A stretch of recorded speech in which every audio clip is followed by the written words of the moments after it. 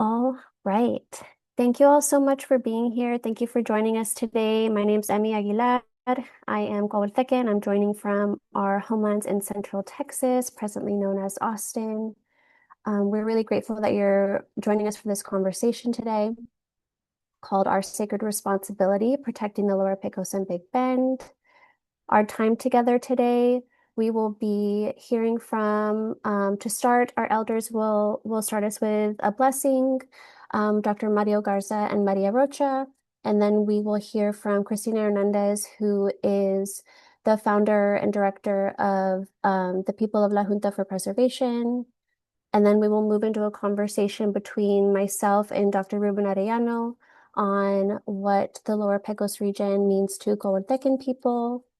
And we will close with a call to action for you all and open it up for a Q&A.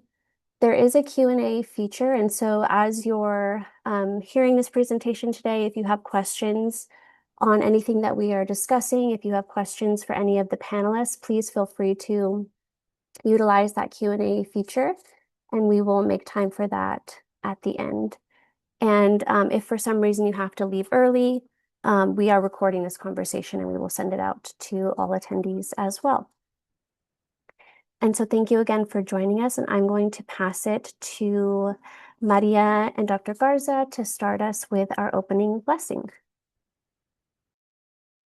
Amanam, the Great Spirit, thank you for bringing us together for the space to provide information and tell our story. Help us have a good sharing that will give voice to the sacred nature of the ancestor writings, the land and the waters of Mother Earth. Yomanam, all is good. Yomanam, thank you, Maria. And with that, I'm going to pass it over to Cristina Hernandez to talk with us a little bit about what Big Bend, what this region means to the people of La Junta. And so, Cristina, I'll just open it up to you to share some reflections that you have about these lands and what they mean to your people to start us. Thank you, everyone, for having me. For me and for my family, we have actually considered ourselves Aboriginal to this land. I am an enrolled member of the Lipan Apache tribe of Texas. And I have also DNA matched to ancestral remains dating back about 1,200 years. We know that the Lipan came into the area a little later in the 1700s. So I always say that they're the newer part of my family, which seems interesting. The area that specifically our family is from is La Junta de los Rios. It's where the Rio Concho and the Rio Grande meet and create this really fertile land. Our people have been farming this land for about 6,500 years.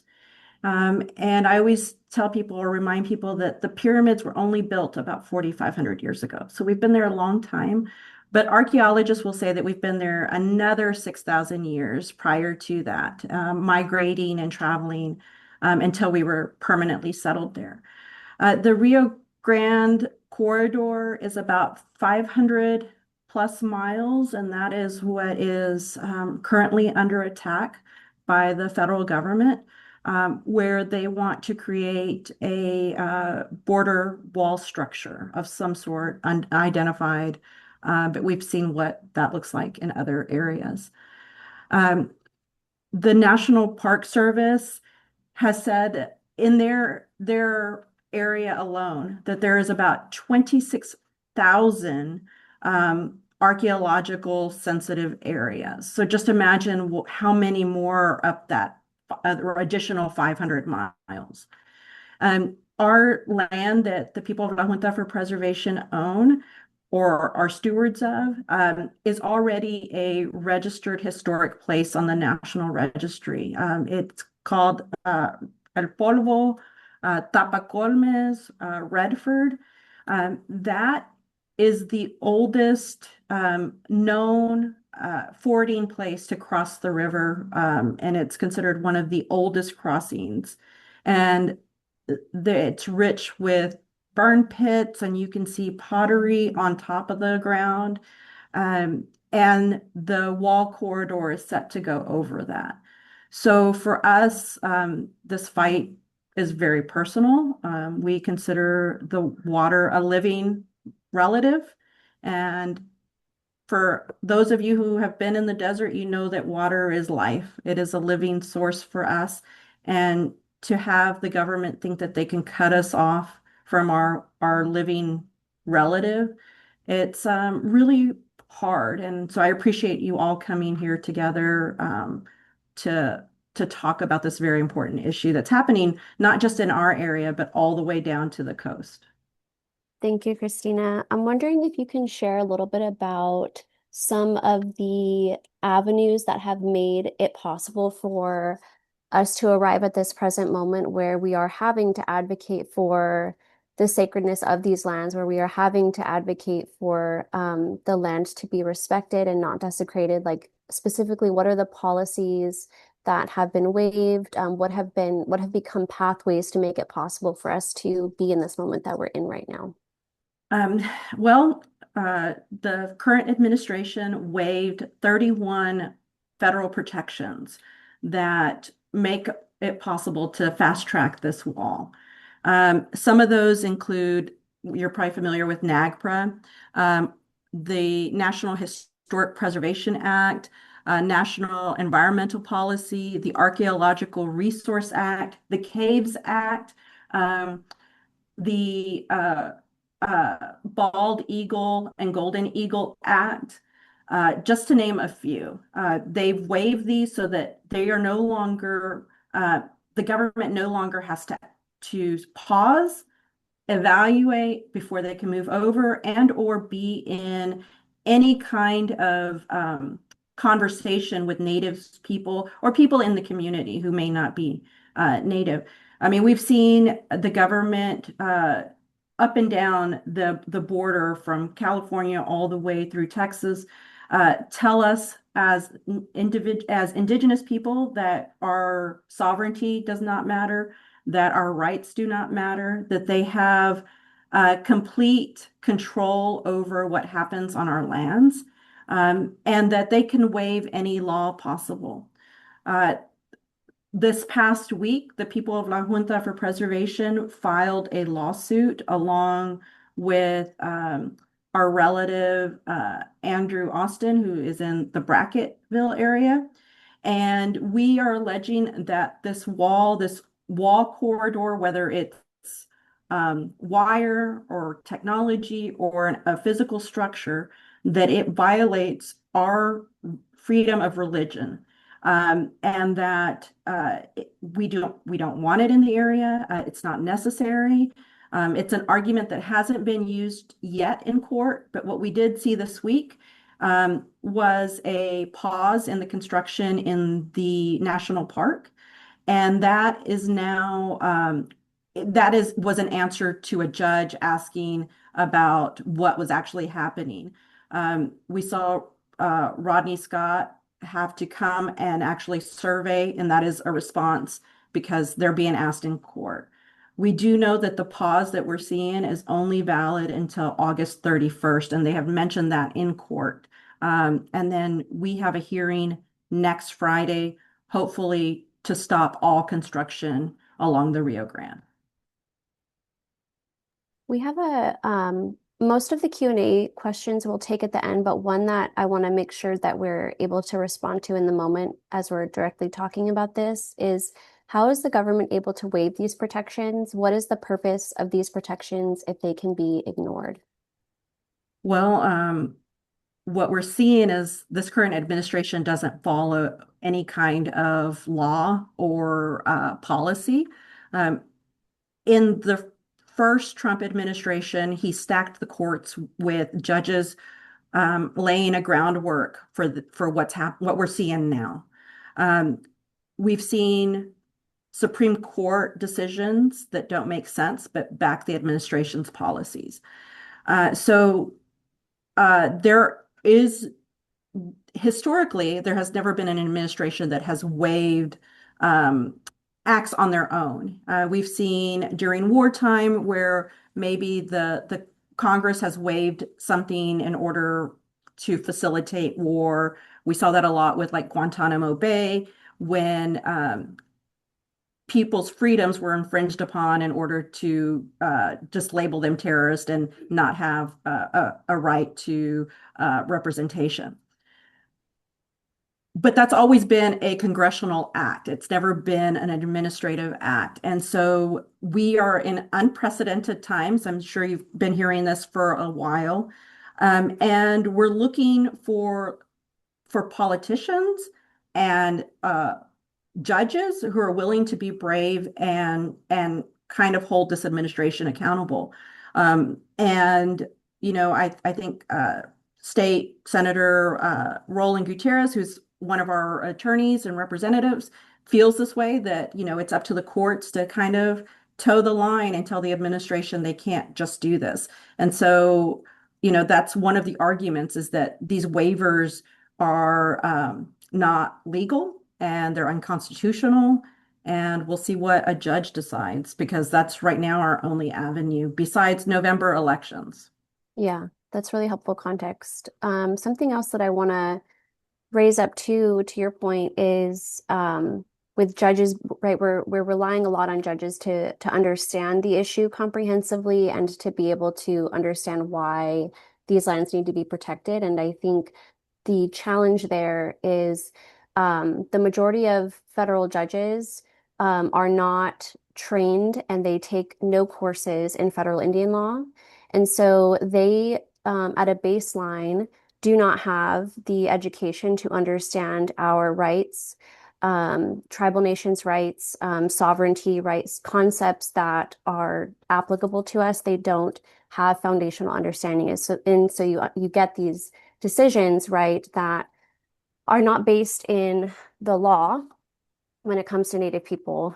So just something for folks to be aware of, right? There's no requirement when folks are going through law school to take courses in federal Indian law, even though jurisdiction on reservations is a federal one, right? And so when we're talking about jurisdiction with regard to tribes and issues that affect Native people, that defaults to federal judges who have no expertise in federal Indian law. So I just wanted to pull that out. So when things like the lawsuit that Christina is leading are filed, part of what is really important and the unfortunate onus, right, is on Native people to, one, just educate on issues that judges should already have to have expertise in, right? So there's like a basic grounding that we have to do, and then two, the like the advocating component of it, right? So not just the education, but the advocating has to happen from us too. And there's not other groups who have to do that, right? And so that's like another challenge in this case. Well, and I will add that, one of the things that we have to do, and you mentioned this, is hold our elected officials accountable because these judges, a lot of these are lifetime appointments. So unless the next administration comes in and says, and does some housekeeping, we're stuck with these judges for a generation or two, unless our politicians are brave enough or willing enough to support us. We saw with our relatives in Arizona where the judge basically told them that their sovereignty didn't matter and that the wall could be built on their land. I think that what we're seeing is the next level of, and I'll call it out. I've been in interviews as well, is a next level of white supremacy. This administration has not shied away from this ultra right-wing nationalist behavior. And what they're telling us is that our votes don't matter, that we don't matter as people, we have no sovereignty, we have no rights, and they don't care. And, this is when, we have to be advocates for ourselves. But this is also when we need other tribal nations to stand up and use their voices and their privilege, especially federally acknowledged tribe nations, to stand up and say, you know what, we're going to push back as a community and not let one tribal nation have to stand alone or the other. I think that all of our voices together um, can matter. It just we have to be together. Yeah, that's really helpful. A question that somebody else asked is if we know if the pause on construction in Big Bend also is a pause on construction that would affect the Lower Pecos region. Do we know? We do. It is not. We've seen on some of the private lands, they're continuing building man camps right now. We've seen some other clearings happening. We did see some pause in the lower in the Rio Grande Valley at the birding center, but we don't think it's associated necessarily with this litigation or this action. Um, so we do know that there are other areas where they're continuing to work. And I know there's another organization that is monitoring that and kind of trying to keep a map of where we're seeing live action. Mm. Is there anything else that you want people to know about from your perspective? Um, Big Bend, right? Why this region needs to be protected, why this place is sacred to you all, anything that you wanna add here? I will say that we have lots of caves.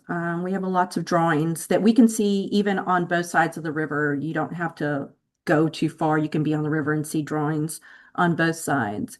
Um, we are a living history people. We never left this land. We've been here pre-colonization, pre-first contact.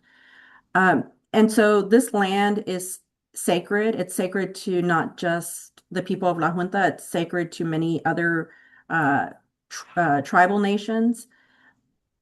The water, the birds, the plants, everything is our relatives, and that's why we should protect it.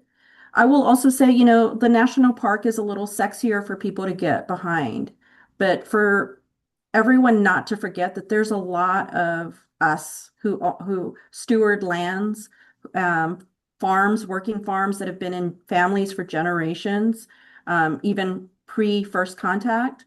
Um, and so I would say like this fight has to continue until the whole corridor, the whole river is protected from, El Paso all the way down, to the coast. It's not just this, it's where we are right now and in this moment where we're seeing this physical damage to the land, but we have to protect it all. Yes.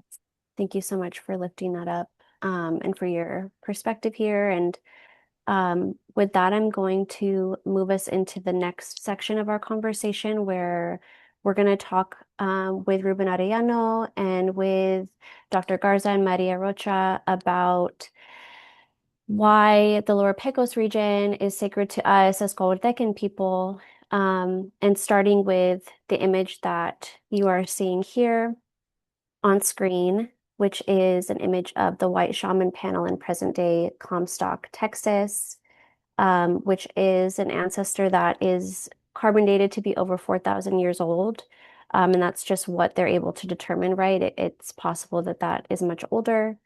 And we, right, as Native people, refer to this place as an ancestor, right? Not an object, not an artifact, right? But a place, a being that we are in relationship to because it is so sacred to us, because it holds part of our creation story, right?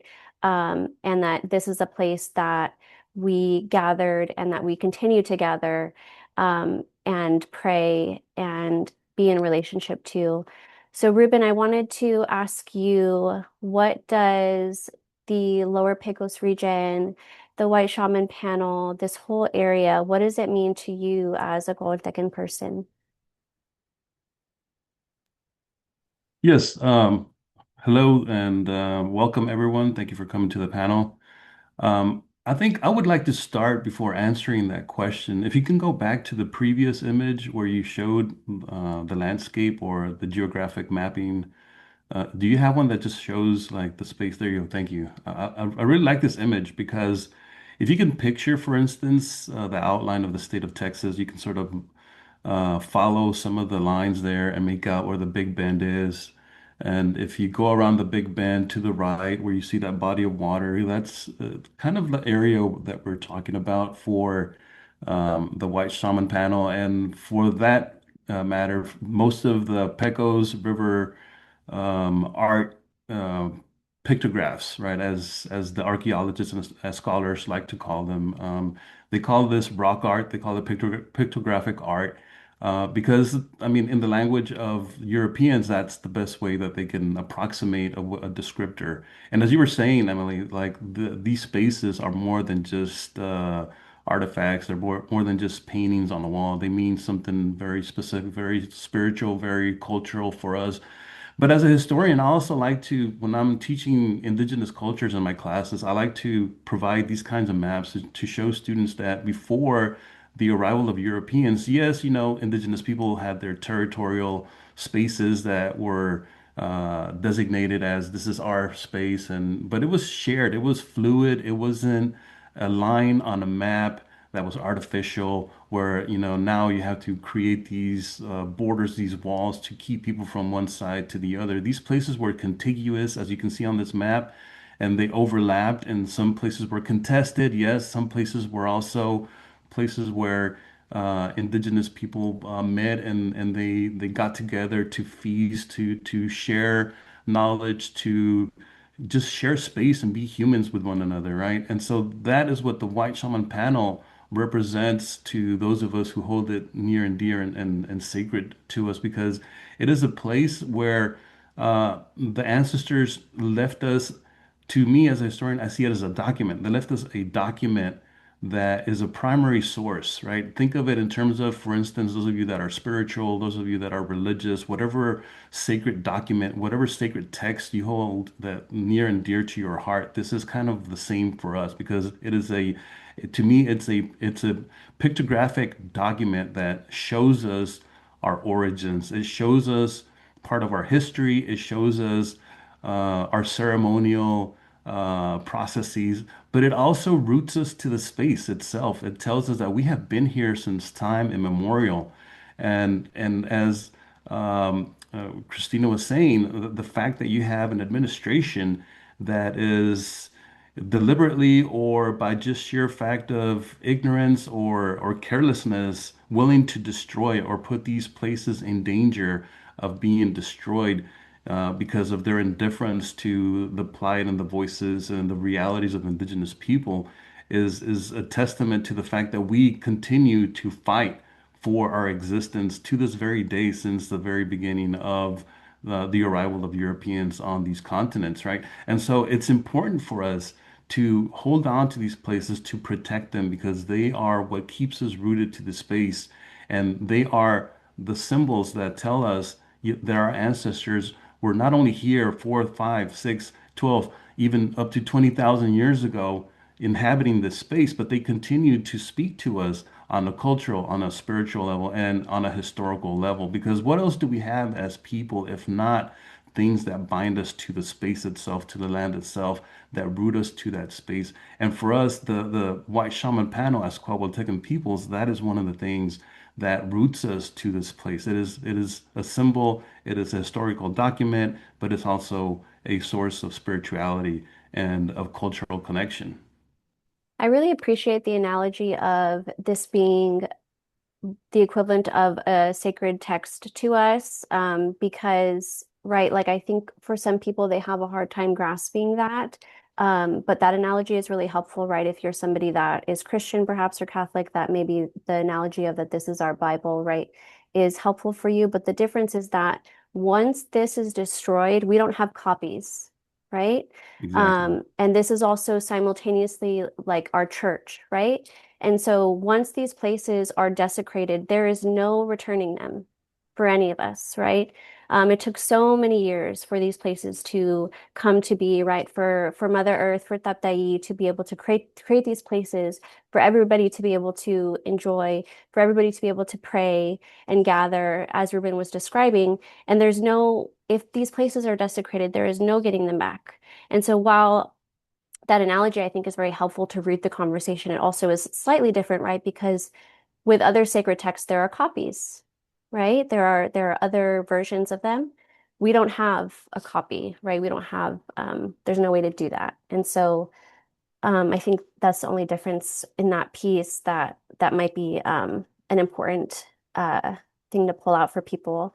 I do also want to bring in Maria's voice here. Maria, if you are able to share with us a little bit more about why we refer to the white shaman mural as Napaco and the relationship to our springs. I think that having that context could be helpful for people. Thank you, Emily. As we do in our community, a lot of times elders are given the flexibility of shifting the processes that are commonly in our colonized society. So I'm going to take that privilege today. Christina, I was so, when we're talking about desecration and destruction, and those are general words, but you've actually seen some of this. And I was so frightened and horrified about what's happening, what those machines are doing. And the description that you provided is so vital for me to understand exactly what's happening. Do you mind repeating that so that everyone can know how horrific this is? Of course. So they have very large scale machinery. And I will tell you that um, one story we've heard from these contractors who think that it's cute or they've received some kind of privilege is the fact that as they are scarring the land, they are coming across artifacts. And they don't have to stop, but they can look at them and talk about them and then continue on. And they have also destroyed very plants that only grow in certain areas of the park. So these are very endangered plants, land sensitive areas. But one of the other things we've heard is that these equipments are creating these tremors. There's such a strong vibration, and it's carrying the dirt with them with that strong vibration. And we've already had reports that it is damaging that sand, those vibrations, that it's damaging other pictographs, other drawings up and down the river, as well as in caves. Some of the caves are experiencing tremors, rocks are falling, and so it's this destruction, and it's a scarring of our land. It's I can't even describe it in words. It's just heartbreaking to be there and to witness what is happening. Um, and you spend days and weeks in tears because you know that the earth is hurting. Thank you so much. So those of you who are sharing with us today, um, you can imagine how we feel. Our community sees the White Shaman panel as an extremely important historic piece for us of our ancestors. And so what Christina is describing is coming our way. And here we have our creation story documented by our ancestors so that we can see and feel their presence when we're there. And our creation story, documented right there by their hands, is so sacred to us. And to have that destroyed destroys our spirit, destroys part of our culture, destroys the soul of the people, right? So I believe that Emily asked me to share our creation story with you, and don't share the entire creation story with anyone. That stays within our community. But the elders asked me to put together a version that we can share with children, and that means all children, because creation stories belong to all, right? So with our children, our creation story, very briefly, is about there being an underworld and an upper world. And in the upper world were all the things of Mother Earth, Da, Dai, and everything except the human beings, the Pilam, the people. All of the Pilam were in the lower world, but in the lower world, they were spirits, Tama. So the spirits wandered endlessly in the lower world until this entity decided to take her head off and throw it up into the sky, and it became the moon, Aanua. And so the moon had this powerful pull on the earth that eventually created a catastrophic event in the lower world where all of the Tamath came Bilam with arms and legs, bodies, the whole 9 yards. And the problem was they were in the lower world and needed to be up on the upper world with the Aptai, with Mother Earth. So they prayed, and a sacred deer appeared to them, and the deer led them through the underworld. And they had all these obstacles and boulders and rocks and sand and mud and huge reservoirs of water they had to cross until they finally came to this portal up above them. The portal was full of water, wana. And so the deer grabbed the lamb and the lamb grabbed the deer and started swimming up through that portal. Just at that moment, there was a deer. And just at that moment, there was a water bird flying over the wana on the Aptai, looking down and saw the deer and the bilam swimming for all muster. And so the Niakan, the water bird, just decided to dive into the water and grab the bilam and grab the deer and just drag them, haul them up onto Mother Earth. And that's how we came to Earth. That story, in a lengthier version, is documented right there on that wall art. And can you imagine bulldozers coming through, shaking the earth, and all of that story falling down into the ground, lost, lost forever? Um, so, Emily, I'm a little bit emotional. I'm going to turn it back over to you. Thank you so much, Maria. I get chills every time you tell our story, and just really grateful for you sharing that. As people are seeing the image of the White Shaman panel on our screen, you can see some of our story represented there. You can see some of the figures that Maria just shared about, and something you can't see from this image, but if you're blessed to visit this place and develop a good relationship here, that you can see that there's representation of our 4 sacred springs on the White Shaman mural. And if you were to take a map, like zoom out and take a map of how those 4 springs are laid out on the land, right from an aerial view, and overlay it with the White Shaman panel, that those are in line just as they are in the world, right? So we believe is that this captures that piece of our creation story because we came out of a Hewagana, right? We came out of that sacred spring. And so really, really grateful for Maria for sharing that. Ruben and Christina, is there anything else that you would like to say about the Lower Pecos, the sacredness of this place, any reflections that you have?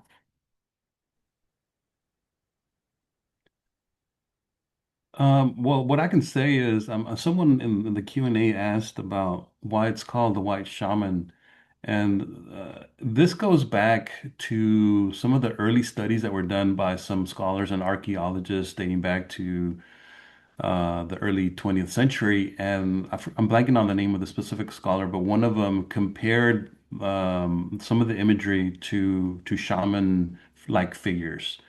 And so they call these anthropomorphs, which means human-like bodies or images.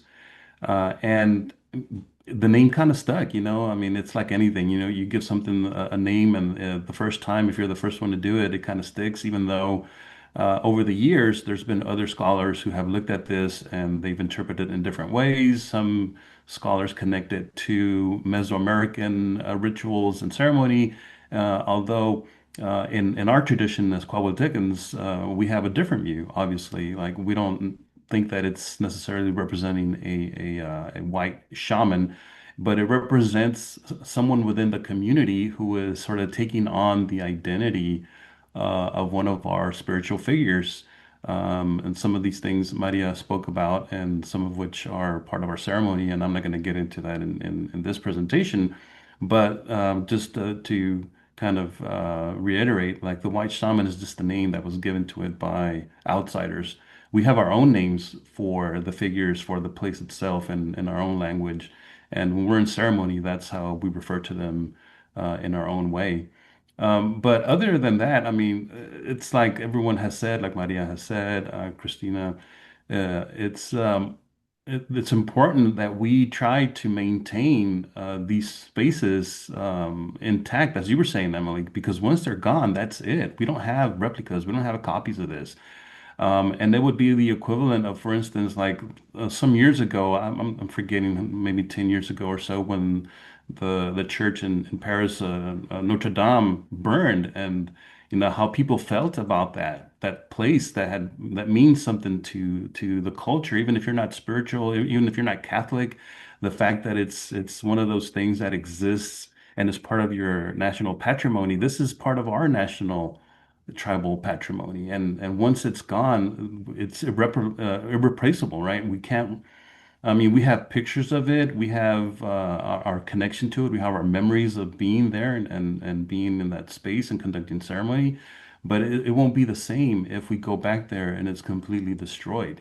Yes. And so that's one of the things that I would like to sort of leave the audience with, is this idea that there are certain things that are just so meaningful to Indigenous people that we need other communities, not just other tribal nations, but our allies out there in the world to connect with us and to try to find ways to mitigate this potential disaster if this border wall is going to continue and if it's going to go through our sacred spaces. We need people to be out there with us and you know calling for immediate stop to these potential disasters.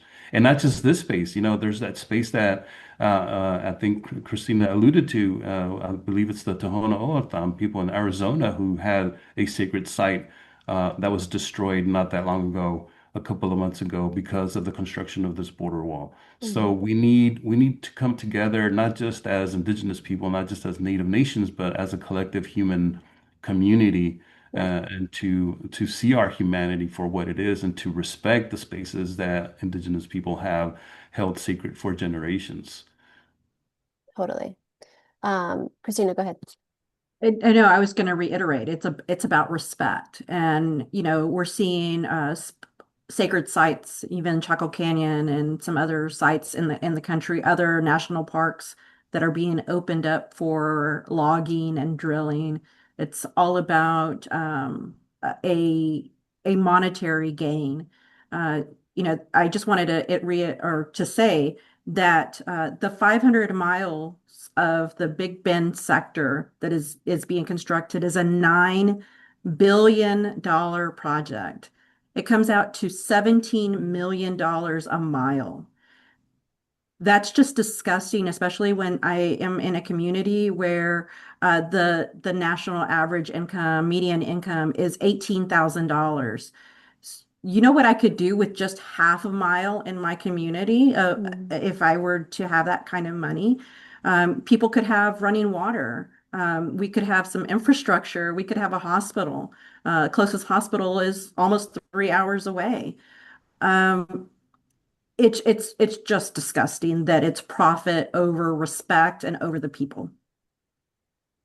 Yes, and something else to reiterate that Christina had shared and that Ruben was alluding to, there's a question in the chat about what kind of rock the White Shaman mural is painted on. And so you can't really, if you haven't been there, you can't necessarily tell from the image, but if you're looking at the top right where you can kind of see that we are in a cave, right? If you were to imagine that that image extends more to the left, that's where the mural starts and continues within this cave that is open to the elements, and it is right, essentially it's the side of a cliff, right? And so it's part of a mountain. It's not I wouldn't describe it as fragile, right? Because these mountains have and these canyons and all of this have been there for thousands of years. So I wouldn't describe it as fragile, right? But when our ancestors were creating these places, they could not have imagined the machinery, the desecration that would come to be, right? So this place that has endured, right, for thousands and thousands of years has endured all of the elements, the constant hot sun shining here, the rain, right? All of the elements that come through and that can wear away. And this has maintained for thousands of years, right? And now, even though this has maintained for thousands of years, now this machinery comes in and the drilling, right? As Christina explained, the vibrations of that machinery on the mural, right, will do irreparable harm to this place. And not just the mural, right?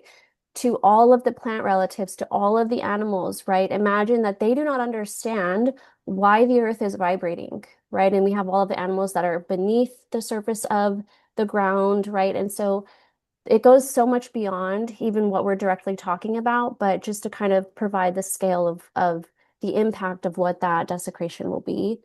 Um, and then, yeah, go ahead, Christina. Were you going to add something? So there was a question about, because we talked about like the story for children, all children of the creation story, but there was a question about how my community is supporting children as we navigate this. We actually provide programming where we take students from the high schools in 3 different counties to the river and teach them about water, like the health of the river. They do water testing, so they're using science and also learning about the relationship that the people in the desert have to the water and how the farms use that water to provide. And so it's a huge program, and we are right now in conversations as a community, like how how would we teach the kids about a river they can't get to? How can we teach them? And we don't know. We're trying to navigate these injustices ourselves right now. That right now our students, our kids, everybody's navigating it with us, and it's a little bit of a disservice to them because we are so in the moment that I don't think we've paused long enough to have real meaningful conversations with the youth in our community about the damage that is being done.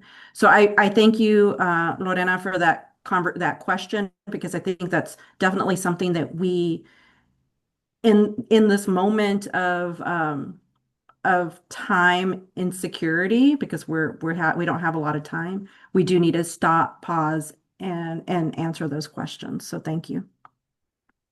There's a question about the names of our sacred springs, so you can see those on the screen. Somebody was asking about what in English is called Barton Springs. We call Sawan Pupako. We have what folks often refer to as the Sacred Springs or Spring Lake in San Marcos. We call Ahewakiana. There's Comal Springs in New Braunfels, Zahopan Pupako, and then in San Antonio, Yanawana. And all of these are the 4 sacred springs that we were referring to earlier that are represented on what in English is known as the White Shaman panel. And so just wanted to reiterate that component of the conversation too. We're gonna share some next steps for you all and then formally transition into the Q&A. I'm seeing a lot of questions coming in, and so I want to make sure we have time to get to most of them. Of course, we won't be able to get to all of them, but we will do our best. And something that I am noticing with the questions that are coming in that I really appreciate is that folks are working to utilize our language when they can and asking the question. And so I really appreciate that folks are doing that. That's really respectful and shows that you're listening and trying to take in what is being shared here today.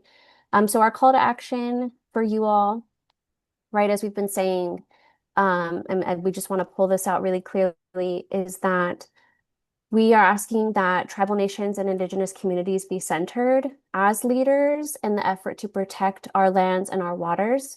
we're asking that you center our lands, waters, stories, languages. And so that's why I wanted to pull that out as I'm seeing folks are starting to do that in the chat. That's really appreciated.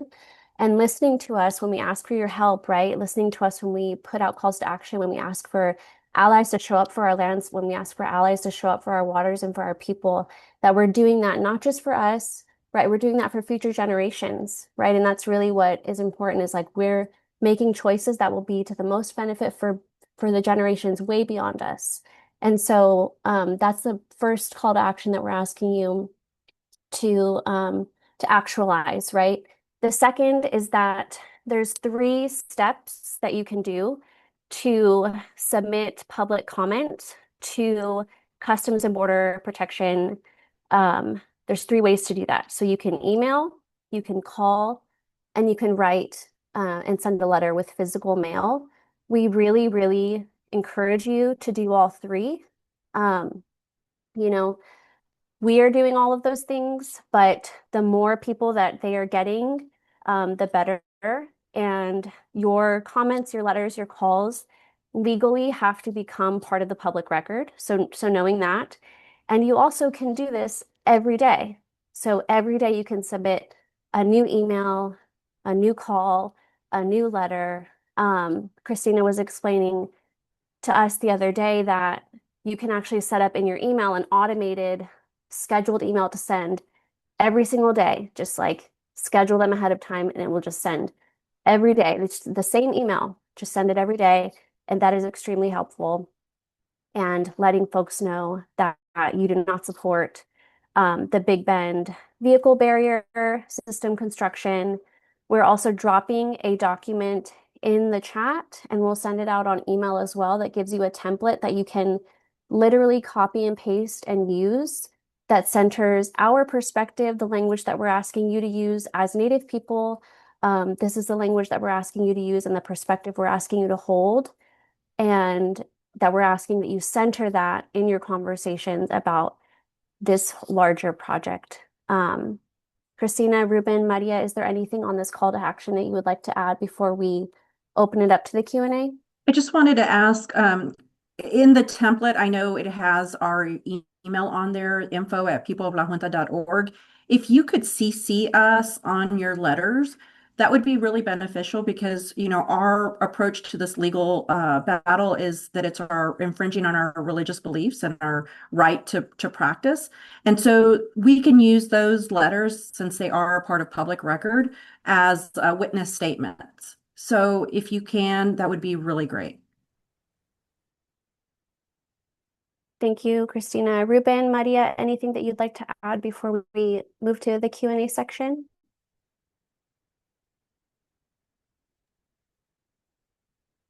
Not really, not on my part. In case I don't get to say this at the end, I want to thank everyone who came to share with us.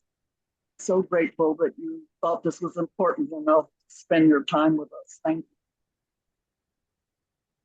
Thank you, Maria. So we have a number of questions. We'll try to get through what we can. One question is there a plan for an action down there? So there are a number of various actions that are planned, but we just invite you to remain right cognizant when the actions are being led by Native people that if you're asked to show up, whether it be supporting virtually, supporting in person, that's when we're really asking you to pay attention. If there is an action that is led by Native people, we on our social platform will try to amplify that. So that's what I'll say on that piece. And then any suggestions for how we can get our youth involved in advocacy against the wall? And can you touch on the isolation and distance that both the Lower Pecos and Big Bend have and how that puts our Indigenous communities more at risk? With distance, I'm wondering if they're asking about how big the state is, right? And how hard it is to get it takes a lot of effort to get everywhere because our state is really big. Um, and so that's a reality. Um, and I think, right, our young people are so powerful and they're closest to creation, right? So they understand when things are right and wrong very clearly. They have a very strong sense of justice. I think young people get it, oftentimes at a way deeper level than anyone else, right? As adults, because we're socialized to stop having such a strong sense of justice as we're more and more acculturated into dominant culture. And so I think that the young people already get it, and really it's just about like lifting up their voices and their perspectives and um learning, right? As much as we can share our teachings forward with them, I think that's really helpful. I add to that, Emily. In our community, we have the San Marcos River, which is the headwaters of one of our sacred sites, sacred springs. We hold a water ceremony with our youth and teach them about how this particular river, where they're living, that flows all the way to the ocean. And we tell them if anything poisons this river, poisons the other side of the world. So we have a responsibility right here to take care of that river.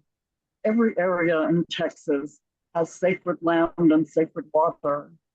Taking young people to those areas where they live, where they have a responsibility, that helps them to understand the entire responsibility of the entire world, because that's their section they're taking care of. And there are other young people in other sections taking care of that land. And all over the world, there are young people taking care of their homeland. So I think creating that sense of relationship and responsibility wherever anyone lives, even if it's far away from Christina and her struggle, they're in that struggle too, because their homeland is also at risk of drought, of pollution, of heat. So we all are joined together in Christina's effort. Thank you, Maria. Christina, there's a question that I'd love to have you respond to. They're asking, would it be helpful at all to send emails from multiple email addresses, for example, from a personal email as well as an institutional email address?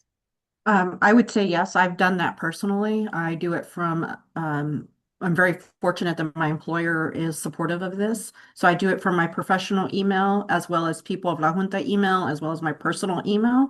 So they're getting them from all three of my intersectional identities. And so, yes, I do them from as many as possible. Thank you, Christina.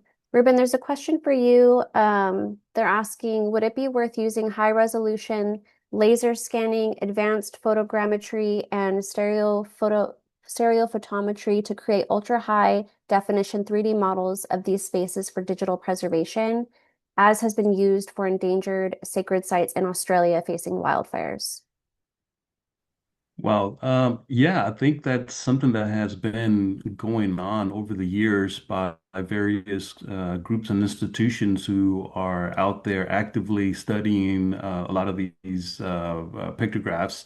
The Whitty Museum, the Shumla Center, and other spaces have been documenting and taking pictures and doing this kind of work. But I think that more specifically, if we had the kind of funds and resources as the indigenous people to do that for ourselves, and I have to rely on other institutions to do it for us, I think that would be something that we can look forward to in the future. So I'm welcome for any potential collaborations with people out there who have this kind of expertise. As a historian, that's not really my area of expertise.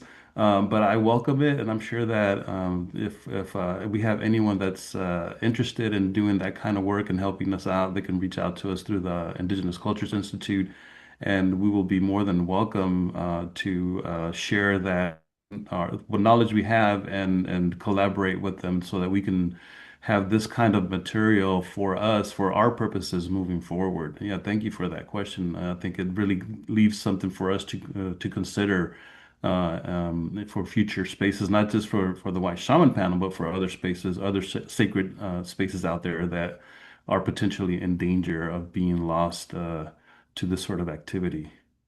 Thank you, Ruben. Another question is, beyond contacting our representatives and protesting, what's currently happening, how can we best support Indigenous communities who are and will be directly affected? So one of the reasons why we hosted this teach-in today is because, right, there are a lot of larger campaigns that are raising awareness around the fight in Big Bend, which is great, right? The more voices that are asking people to pay attention to the issue is excellent, and we applaud all of the efforts to do that. And we're also asking that Indigenous communities and tribal nations perspectives who hold and have stewarded these lands for millennia be centered in those public campaigns and narratives and calls to action. And so something that we would ask you to do as allies to this particular fight in Texas is center our voices as Native people, because oftentimes what gets held up are quote unquote expert voices, and we are expert voices, right? And so whether or not we are labeled as experts on our own lands is the question, right? We're oftentimes erased from being labeled in that way. And so we just ask that you lift up our expertise, as we have shown you today, about our own lands and waters and sacred places, and that you hold those teachings with you as you move forward into conversations about protecting Big Bend and the Lower Pecos. And then I just want to open it up, Christina, Ruben, Maria, if there's anything you want to add to that point about what people can do to support Native people. Well, I would just say continue to reach out to various indigenous groups in your area as well. If you're not familiar, where who's there in your particular neighborhood or the place that you live. If you don't know who are the native people in that area, maybe reach out and do some investigating and figure out who, what kind of needs those people might have. It doesn't have to be something that is as distant as Texas. If you live somewhere else, like in California or Colorado, just doing something locally goes a long way, and just making those connections locally will get you connected to other folks in other spaces, and that's how you get in the know. You become connected through being locally involved, and so I would say just become locally involved and grow from there. I'm gonna And do go something ahead. so simple. When you get together with your friends, that it becomes one of the topics that you introduce, and have a relationship with your friend and the land and the indigenous people there, because you were exposed to it today, right? So you have been given our story. Please share that story with others. That type of awareness can really be a high impact effect for us, so that when finally that word of now we're organizing comes, your friends heard about it, your relatives heard about it from you. That that will help so much. I'll add that as you're sharing the story with your community, with your friends, your family, they don't have to live in Texas, right? These atrocities are happening all over um, our country. The question I would ask those individuals who live elsewhere is, are they contacting their elected officials? Um, all elected officials are not immune to responsibility. At any point, any elected official could go to Congress and advocate for us. So what are they doing in other states? Hold all of them accountable. It's not just Texas, it's happening everywhere. And so all of these elected officials should be held responsible for the erasure of our voices. Something else, Christina, that came in as a question is to your point about not having to be in Texas, and I think this is probably the final one we have time for. If somebody is not in the state, can they still submit a comment? Do you know if that's still Yes, helpful? that it is. Anybody can submit a comment regarding what's happening. And then you can also look in your state, if you're out of state, what is happening in your neck of the woods as well, or in states near you. Submit on everything that you can. And I think that that's also the expansion of our voices.